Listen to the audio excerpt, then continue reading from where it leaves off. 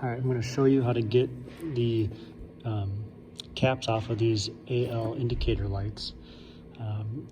A lot of times you can kind of just work them off. This one is going to be pretty easy for me. I'm just going to try and pull down on it, lift up, pull down, lift up, just kind of rock it until it comes off. This one came off pretty easy. And then what you do is you remove these two pieces and you'll cut your legend to this shape.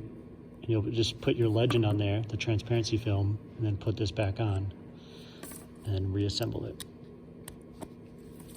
Let's see if this one will come off for me. That one's got a scratch on it, but yeah, this one's gonna be easy for me too. I just kind of rock it back and forth until it comes off.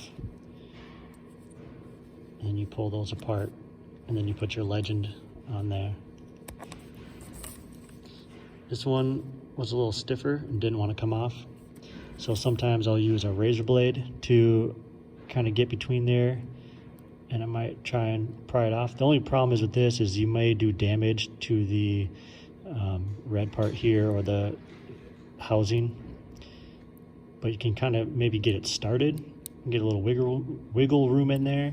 Or sometimes I use a dental pick just to create a gap. Again, just try not to do damage to the housing, but maybe you can just kind of work at it a little bit with your fingernails, pressing down, starting to go. Here it goes. And it just will work itself off. So give that a try. These are part number AL-red, AL-green, and AL-yellow. We also have a blue one on our website at steinair.com.